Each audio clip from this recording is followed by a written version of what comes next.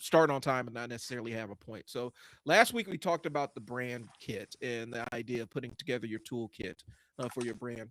And we're still building out the coursework for that, and that you guys can access. This week I want to talk about who's it for. And I think a lot of times we will build, and even marketers are guilty of this. We will have this amazing campaign that we dream up in our brain, and then we never stop to think, okay, but who's going to buy this? Right. And that is typically the most important conversation. And sometimes it's the most confounding conversation because it will force you to be honest in a way about your business that you may not be prepared for. So, um, we're going to talk about the brand stuff, but this time we're going to talk about um, why it only works for the right customer. And we're going to break down a little bit on how to connect with your client avatar and merge the concept of having the right client avatar, the right brand toolkit, and using a little bit of AI to establish your workflow so your marketing is a little bit more consistent and targeted. Okay. So my name is Brian. I am with the Media Room and I Sell Words. I am the message. I really help business owners figure out who they're talking to and find the right platform to engage their clients that they want, that are going to put money in their pocket. And my name is Brian as well, Brian Gesser with 531 Labs. I run an agency that is a little outside the norm. My target demographic is $1 to $15 million companies that struggle with uh, strategy and systems in their business and figuring out uh, how to fix the leaks in their business and take it from chaos and duct tape and hope to something that's a well-oiled machine. Okay. So, and we mentioned this week we are going to get into emails and stuff. We mentioned last week we were going to talk about emails. I think I want to put a pin in that one and come back to it because I don't want you to start whipping up a bunch of email marketing stuff without necessarily having a dialed in client avatar. And so we talked about logos, colors, templates, swipe files, brand voice, video assets, email assets, CTAs, which are call to action. That's a lot of the first step. And so, Brian and I are kind of putting our brains together to figure out the right way to get you guys a step-by-step guide on assembling your brand toolkit. And so that's something that's working. But before you even start building it, we need to understand who we're talking to. It Right. doesn't work by itself. And so, Yeah. what is the benefit of having an established client avatar, Brian? Um, well, look, I mean, just like you already kind of said, you can do all this work, you have all this product, do all this research on building a service or a product or a company and a logo and a brand and all fun stuff, right? Hmm. And you like all of it, but who's it for? Yeah. Is it for you? Are you buying? Are you giving yourself money? You know, are you paying the bills to keep the light on? No, the customers and the clients are. So you have to know. It's funny because I don't. I feel like we're going a little backwards, and we maybe should have started with this. But Mhm. it's like you can't really do any marketing unless you know who you're marketing to. Yeah. You can't. Like otherwise, you're just pissing in the wind, and it's this general everybody shotgun method, Yep. and that doesn't work. You might get some hits, Hmm. but it's not. You want to be able to, and I'm not talking about niching down or anything like that. I'm just talking about understanding psychologically the profile of who typically buys your product or service. Right. And it's kind of got to be, because I think a lot of times people have this, if you build it, they will come kind of mentality specifically, where your Hmm. right clients will just find you through um, osmosis. Like they will just show up Yeah, to your stuff and you don't have to necessarily speak to them in any way, shape, or form. And oftentimes, unfortunately, business owners find out pretty quickly that that is not how it works. If you're posting stuff in front of a group of clients that are not engaged or not dialed in, you're just wasting a lot of effort. You're showing your stuff to the people that don't necessarily matter. And um it can be harmless, it can be frustrating and harmless, or if you're running paid ads, it can be very detrimental to what you're trying to do. Because one of the things about running paid ads, and this is higher level stuff, but when you start running paid ads specifically through social media, if you're feeding ads through social media and your audience isn't dialed in, you're basically training the social media to bring in all the people that will not buy from you. Right. And that can set you behind so far. You know, to the point where I've actually said, okay, I need to start a different ad account because I sent the wrong signal to this one and it's completely screwed up.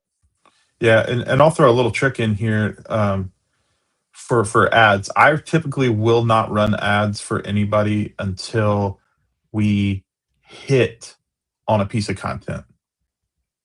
What I mean by that is like I rather put focus on, you know, researching who our client is, right? Mm-hmm. Trying to attack it with the content that audience will like, and then when we hit on a piece of content, you turn that piece of content into an ad because you already know it's gonna resonate.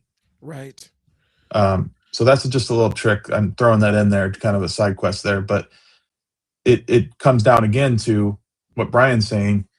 What Facebook does is when you get a piece of content that hits, you know that's resonating with the right people.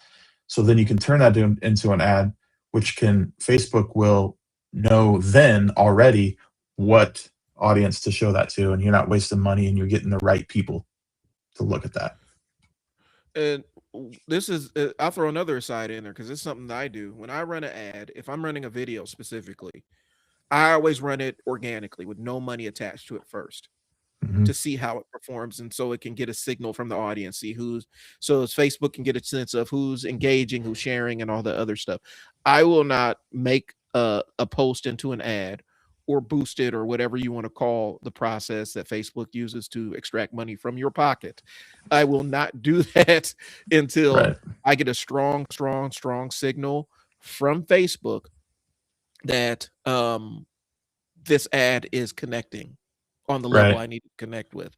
I think what happens a lot of times is people will post something, will just blast it out there, and they never give a chance to get the organic legs under it and let Facebook organically show it, and they put money behind it, and they end up hurting the reach of the ad.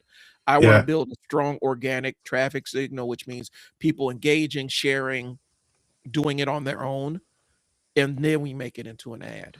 Yeah, and it's funny because if you put a piece of content out there and you let it run for piece a week or so, Facebook will even chime in and say, "Look, you have such and such traffic on your post. Do you want to turn this into an ad?" That's Facebook saying, "Hey, we've kind of dialed it in. Do Right. you want to put an ad now?" I wouldn't always do that. I'm just saying, to Brian's point, it pays to let organic content sit for a little bit, let it fall where the chips will, Yep. and then go from there. So let's go ahead. If you guys are popping in, say hey, leave a message in the chat to kind of let us know. If you got questions, any kind of marketing questions, don't hesitate. Drop them in the chat. We don't hold anything back on these live streams, so Nope. feel free to jump in there. Okay, so we talked about how you can have the cleanest templates in the world, you can have the nicest logo, you can have the right color, you can have all your files organized and laid out, but not knowing who you're talking to is kind of the death kiss for whatever you're trying to establish. Okay, I'm skipping number 2 because I think we talked about random acts of marketing. Right. I don't want to relitigate that. We talked about a brand toolkit can help you, so we're going to skip to this. So last week was about the assets. Now we're going to talk about the audience. All right. And so, okay, so let's say you have an established business, but you don't have a client avatar. You just have clients coming in and you've never had to put any thought behind it. What would be your first step to kind of figure out who that client avatar is? Well, I first and foremost, if you got traffic coming in, and let's say you're a brick and mortar, you just need to pay attention. Pay attention to the demographics coming in. Pay attention through um, let me put it this way: if you need to start capturing somehow, so you can assess, you can visually assess, you can look at people, you can talk to people. That's like the first and foremost. As an owner, you should be kind of just being aware, right? Right.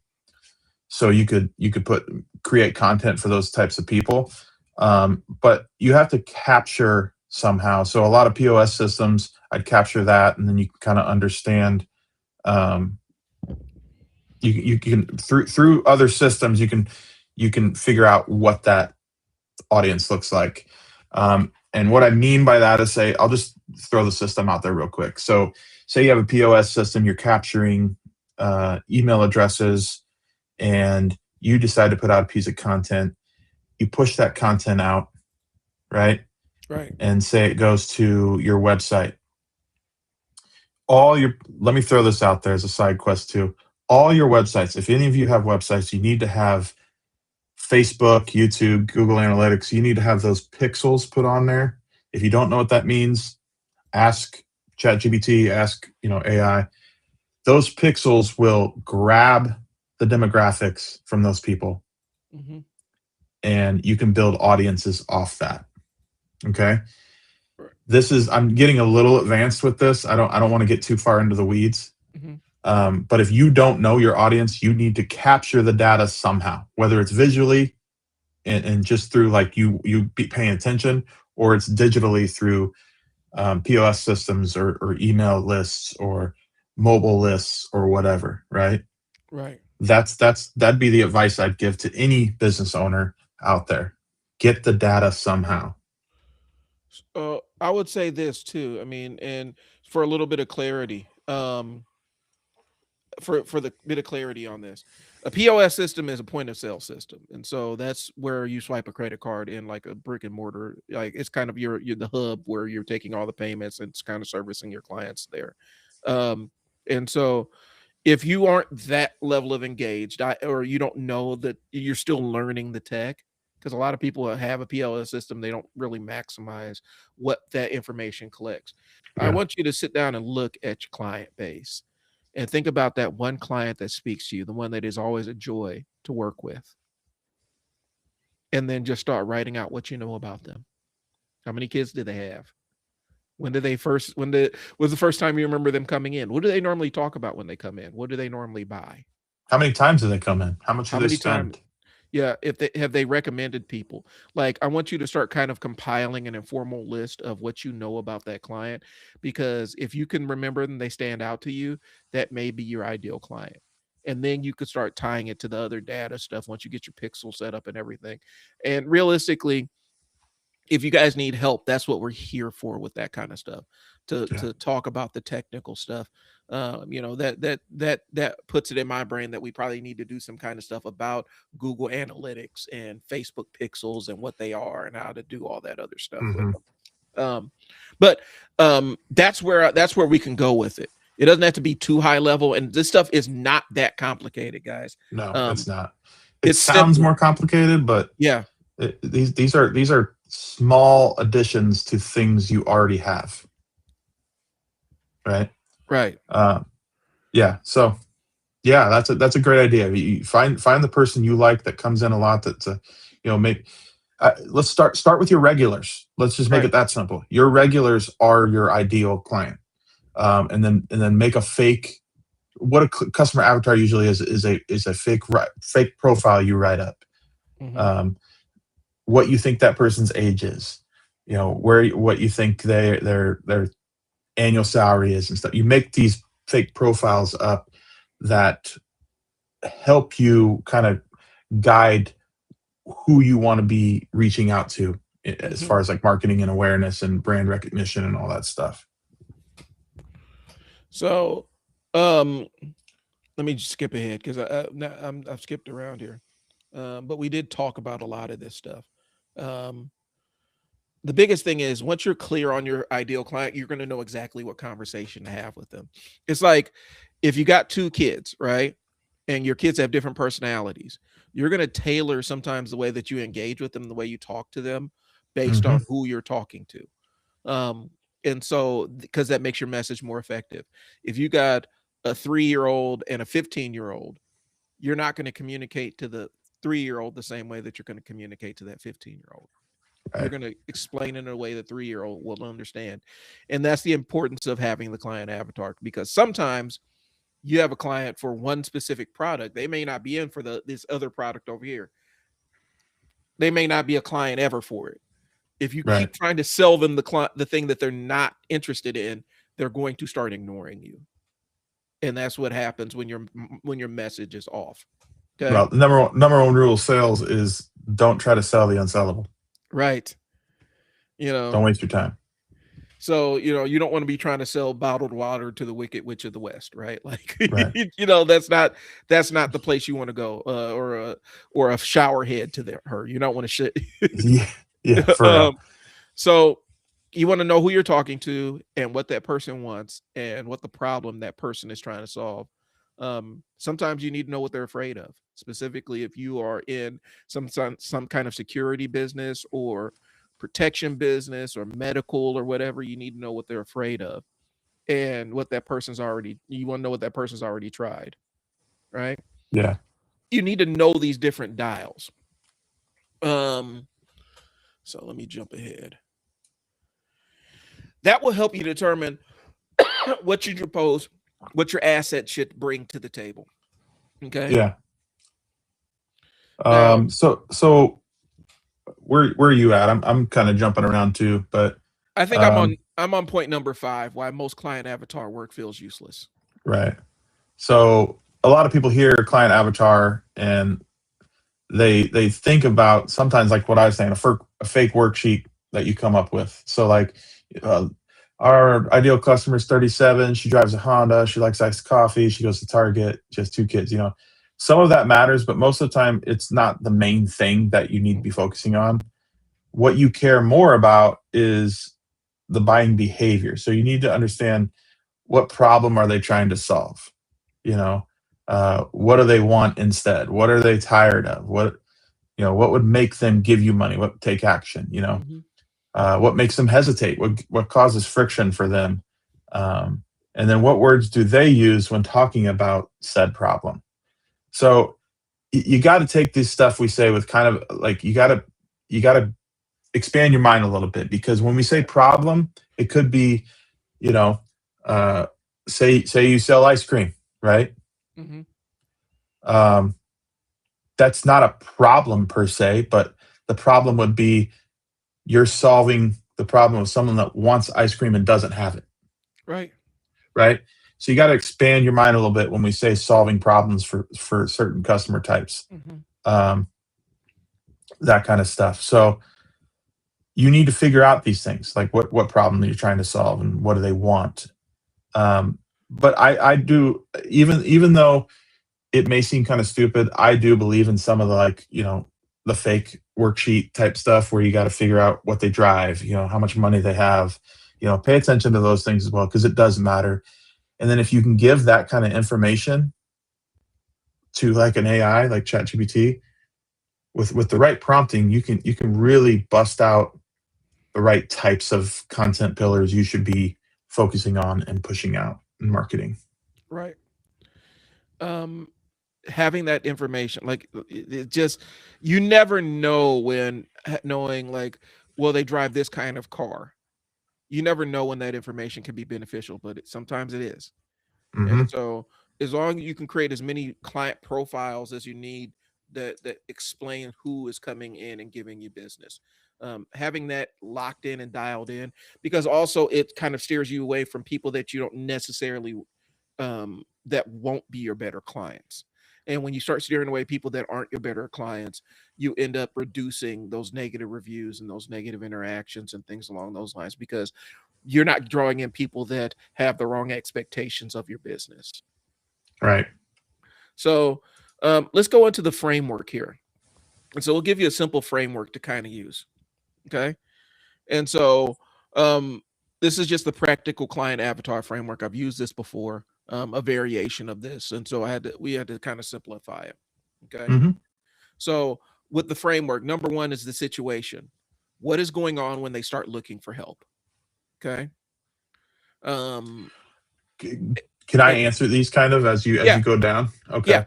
So I'm going to use an example. So let's say what is going on when they start looking for help and they are someone who is hungry and is looking for, um, pizza, Yep. right?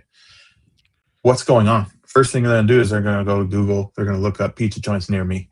Hmm. So what does that mean for you? It means your Google profile better be on point. Yeah. So You I'll need just to keep be in going. that search. Go ahead. Yeah. No, I was just going to keep going as you fire the questions. You can kind of talk about the situation, then I'll rapid fire with you. Okay. So, pain. And we talk about pain points again. Family being hungry is a pain point. Not feeling like cooking is a pain point. We don't have to think about this thing is this unsurvivable thing. Sometimes it's just a thing that needs to get solved. Okay. So That's when we right. say number 2 is pain, what is frustrating them? Yeah. So let's stick with the same thing. Like you said, the frustrating thing is they're tired of cooking. Mhm. They've cooked the last 4 days because cooking doesn't mean just cooking. I'm speaking real truth here. Uh, you cook, then you have to clean, Yep. right? And then you have to put the dishes away after you clean them. And it's not just cooking. So you cook 4 days straight. You're tired of it. You want to just go grab something, and that's what's frustrating me. I'm tired of cooking this week, right? Or you get that one pizza place that only half the family likes. Yeah, That's a pain point. So you're trying to find one that everybody likes. yeah. I um, don't like that pizza. That crust yeah. is gross. And it's like, I love it. I mean, me and my wife have that one all the time. Like, there's a pizza place that I love and she does not care for at all. All Right. right. So 3 is desire. What do they actually want? Okay, so we talked about how they're hungry. They want pizza. They don't want to cook. What do they actually want? They want freedom from having to worry about cooking dinner. Yep. I know it sounds like the same thing and we're reiterating things, but these are different things going on in their brain, right? Yep. So they want it to be easy. Hmm. They want somebody that they know, from maybe they go to a place they always go to, and they're not worried about it being bad. It's good every time they go. So they just want the ease of it. So that's what they actually want. They want it to be easy. I'm reminded of the entire somebody goes to the hardware store to buy a drill. They're not buying a drill. They're buying a hole in the wall. But they're not buying a hole in the wall. They're buying a way to hang up a picture. But they're not just buying a way to hang up a picture. They're buying a way to make their home feel a lot more comfortable so they can decorate and design it the way they want to. So at the end of the day, they're buying comfort in their house. 100%. So that's kind of how you got to pursue it. I know it sounds complicated, but you do have to get into the mind of your customer a bit. Yes. Objection is number 4. What makes them hesitate? Well, I'm going to be honest. This day and age, I see it more often than anything else. It's going to be price. That's just the reality of life right now. Hmm. Everything's expensive. That's why people aren't going out as much for eating. Sticking with this same example, so they don't have the budget. Um, maybe it's a place that doesn't deliver, and they don't want to drive to it. So they're like, maybe not. Maybe I'll just cook because I don't want to spend the money. I don't want to spend the gas. You Hmm. know, that kind of stuff. So that would make them hesitate. I know one piece of friction that I've encountered at places that I like is friction with ordering. It's a pain in the butt to order from this place. Either you got to call and talk to somebody and they may halfway understand what you're talking about, or that the online system sucks Hmm. and it's hard to navigate and buggy. And so those can be other points of friction that you introduce subconsciously into your business, where the customer experience with getting your stuff can create the next objection. Right. All right, number 5, buying trigger. What makes them finally pull the trigger, take the action?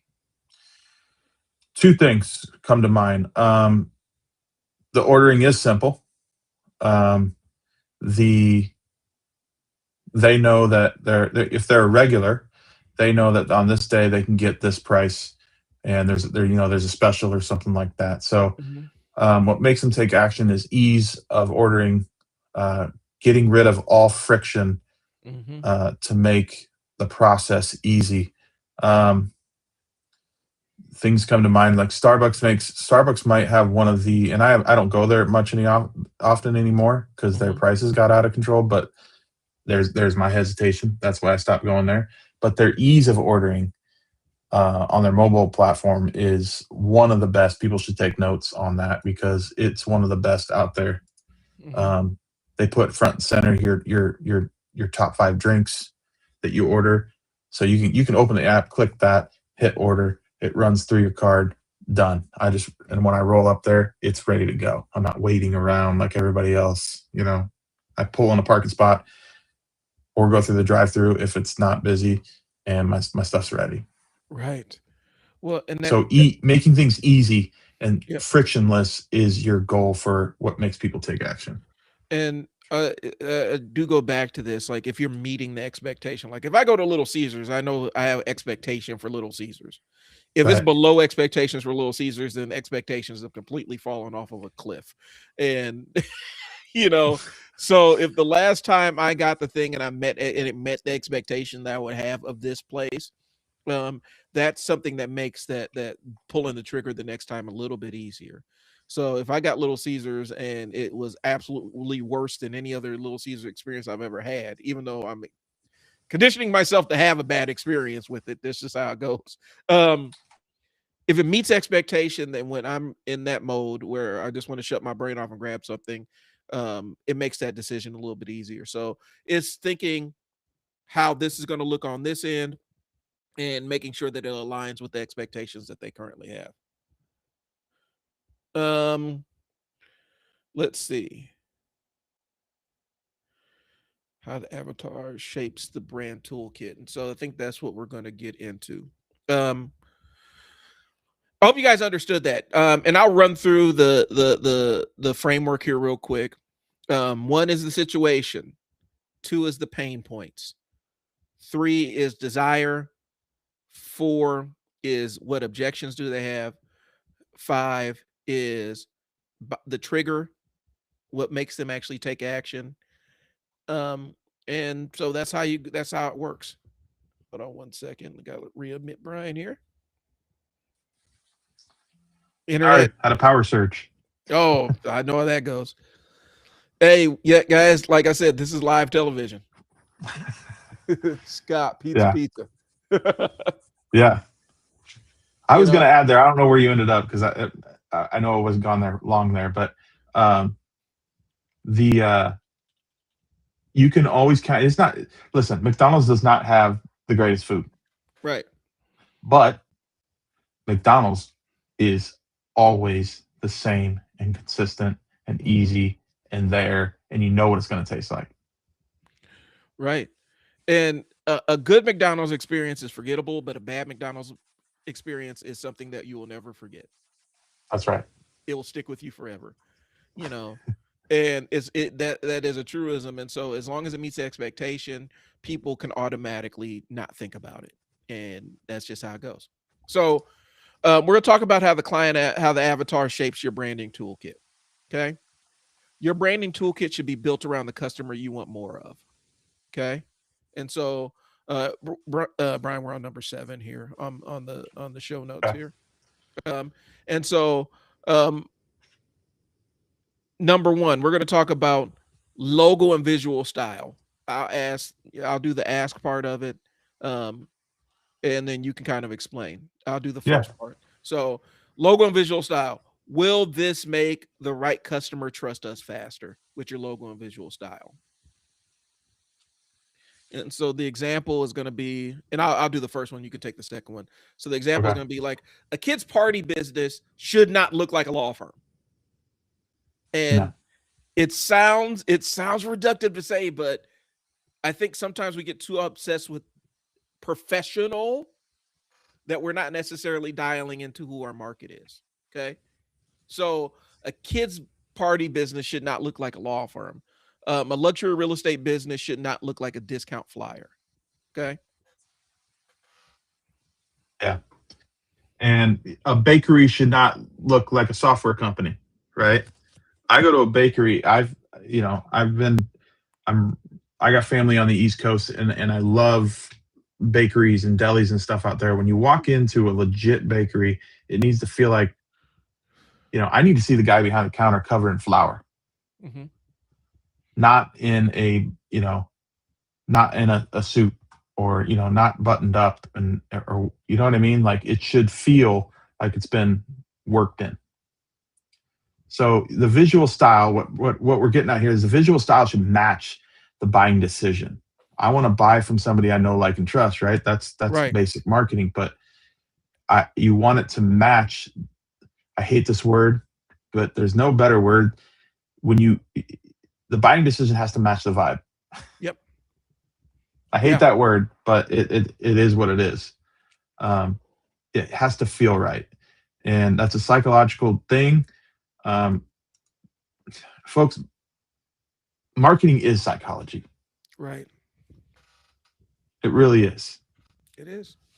And so is brand. So is the visual style. So is how you talk. So is how you greet customers. So is the buying experience when they walk into the joint. Um, that's just reality. You have to psychologically connect with these people, mind meld with them. If you're a Star Trek fan out there, Right. And know thy customer and know yourself. That's kind of how it works.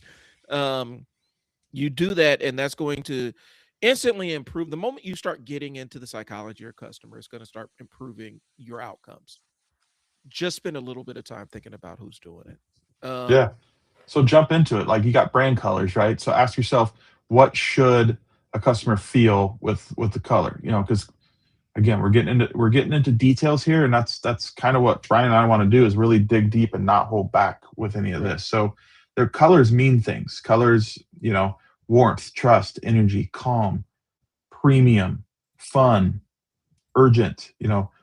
They're not just decoration; they actually create a first impression. So um, I don't have a Look, maybe Brian's pulling it up. If you can I'm pull pulling up, it like, up. I'm pulling what it they up right mean, now. yeah. Um, So and for so, example,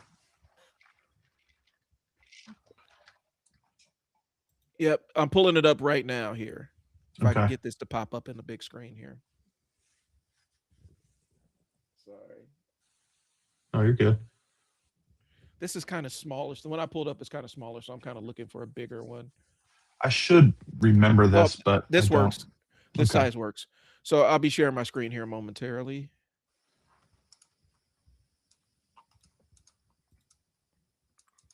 All right. And there's 1,000 different ways to interpret this, right? Can you see? Yes. Okay. So there's been 1,000 different ways. Each color wheel is going to tell you something a little bit different, but they're all kind of consistent in terms of things. Okay. There's a reason why IBM trademarked IBM Blue. Like, you can't use IBM Blue for your logo without expecting a cease and desist letter from IBM, Right. because they've established that. Um, so when you're looking at brand colors for your business, so red means passionate, active, exciting. It's bold, it's youthful, energy. Okay. And so when you look at the brands that use it, you see your Kellogg's, Lego, that's one of their known things.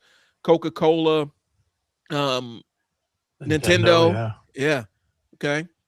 Pink, love, calm, respect, warmth. Feminine, long term, intuitive care. Okay. So you're going to see Barbie, Cosmopolitan, Victoria's Secret, things along those lines. Purple is an interesting one because you don't see a whole lot of businesses run with the purple, but it can be a statement color.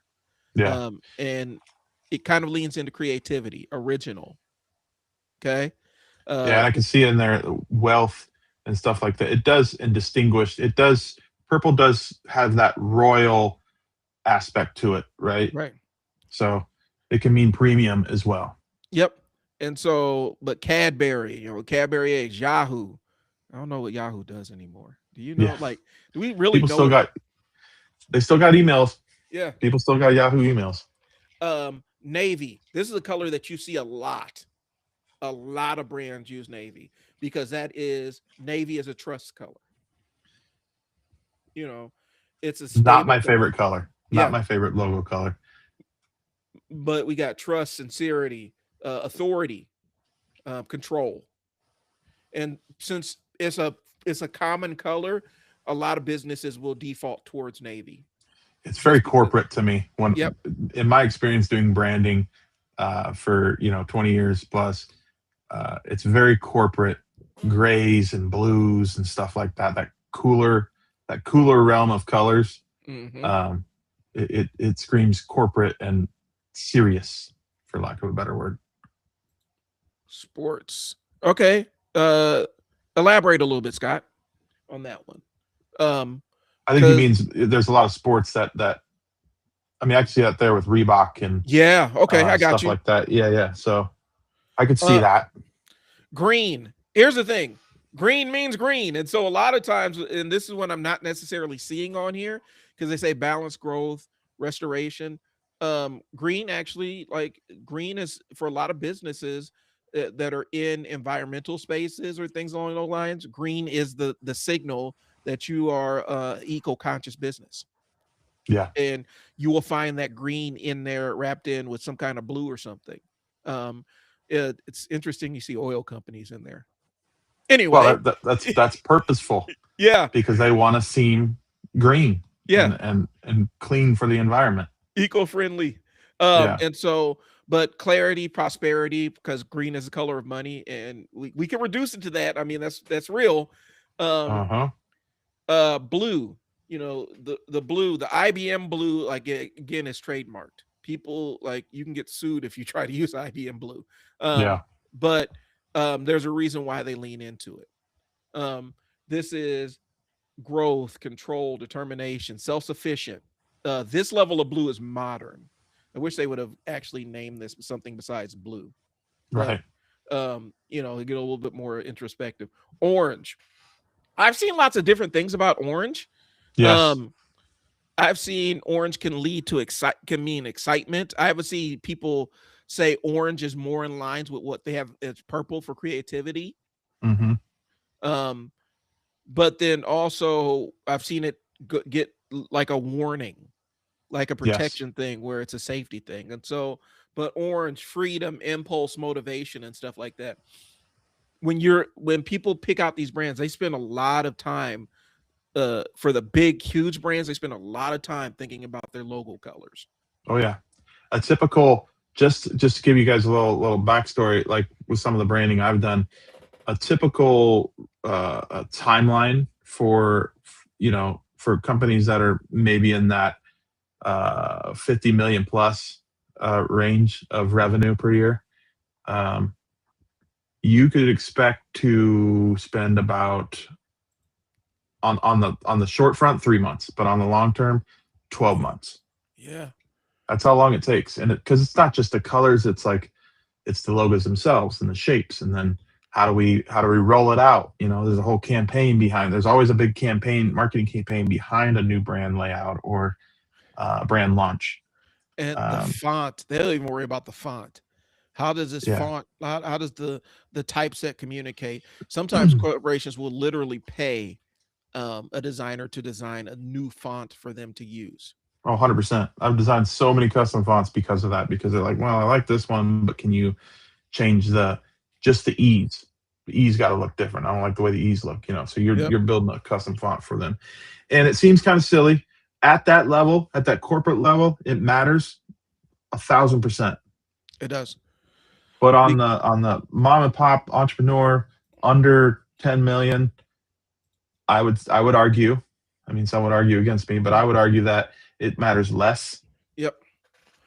And I would focus on being able to switch up your logo, and being able to pivot when it doesn't work for you or whatever. So Yep. just And throwing that out there. and you can spend a little bit of time. Don't sit there and belabor, oh, I need to pay somebody to come in and overhaul my entire logo. I think a lot of times people spend way too much time focused on that, like Brian said. But it is something worth noting too. 100%. And noting that sometimes the colors that you pick for your logo are not necessarily in agreements with the message that you want to send to your audience. Okay. Let's we're getting close here, so let's Yeah. rapid fire here. So, ask yourself, what kind of post does your customer need before they take action, right? Yep. That's for Is social it media. for social media? Do you need, is it like problem posts where you're stating a problem they might have and giving a solution? Is it an offer post where you have to come up with some sort of creative offer for this type of customer? Before and after posts, Scott, I know you're in the audience there. Those work well, obviously, for him. He does Yes. carpet cleaning, and they're massive. It's cool to see. Scott actually doesn't do before or after. He does. It's kind of a during. So he's like cleaning them, and you can Yep. see the clean lines, but he keeps a solid line where the rest of the carpet's still dirty, and it's visually appealing to someone to see that and say, "Oh shit, that's how dirty my carpets really Yeah. are," you know.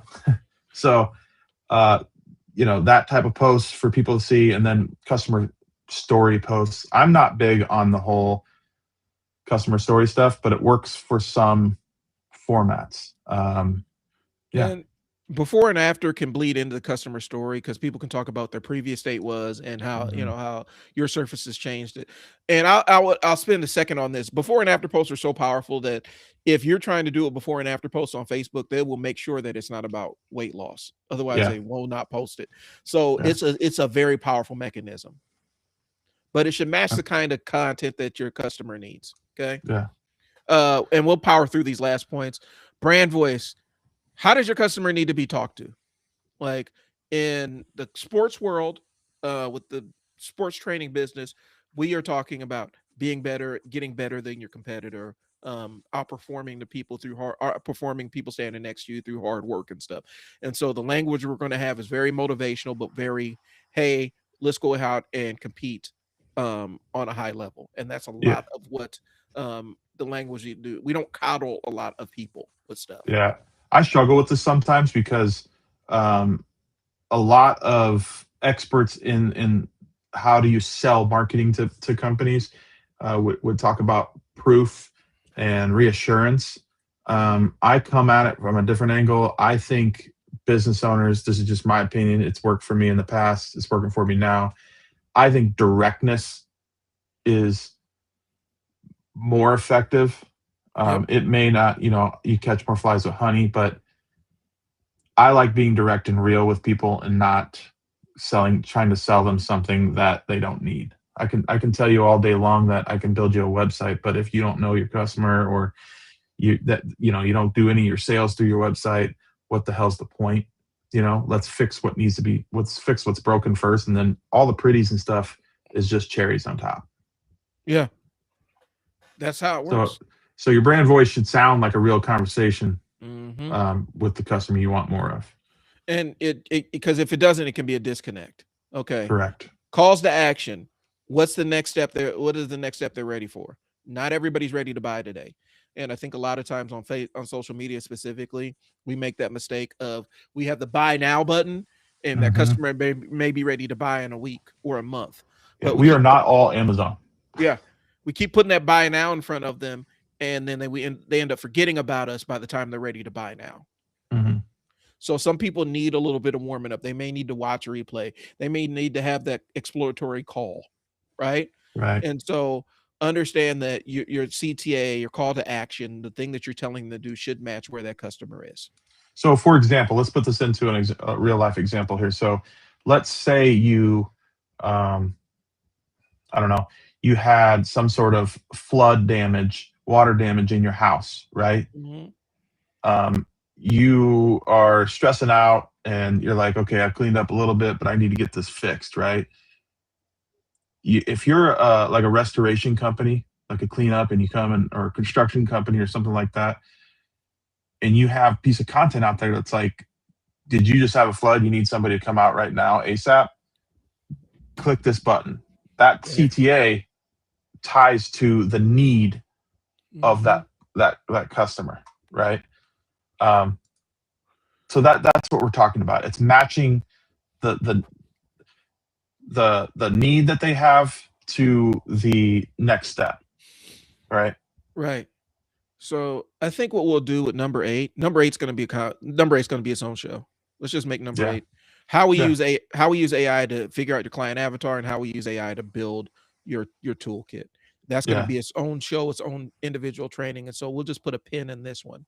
And that will be where we pick up with next week. And we'll walk you through the process step by step of building Yeah. that. And I'll give you a little precursor of what it's going to entail. So what we'll talk about is, who do we serve? What do they need? What do they want? What do we want to offer them? What should they do next? So Mhm. that's what AI will help us do and help you move faster towards those answers. And we're not trying to do like, hey, open ChatGPT and say, write me a Facebook post. Right. Right. So that's what we'll kind of get into next week. I think it's a perfect topic to follow up on. Yep. And we'll do live prompting. Live prompting's scary sometimes, but I feel like we can get it done. Here's the thing. What we're going to do is we're going to show you exactly how we talk to our AIs. Yeah. And so you guys get a sense of how granular we get with our stuff. And you'll get a little bit of glimpse behind the curtain. So that's what we got for next week, guys. If you have questions, drop them in the comments, go ahead and inbox us or whatever. We really do appreciate your time. There's something I want to ask you real quick, Brian, when we get off here. So, okay. We'll be back at you next week. We are going to be on at 1 or 12:30. Yeah. We're going to move heaven and hell to get there. So just a little inside football here. We've asked people and we get several times. So we're trying different times. Yeah. And we'll nail something down once we're gathering data for our customer avatars. What we're doing. So that's what we got going. Thanks. Hey now. Hey, I'm not a Broncos hater. Go Chiefs. I am. Sorry. Oh. Love you, Scott. Thanks for tuning in, man. All right. Go Birds. All right. We'll talk to you guys later. Bye. All right.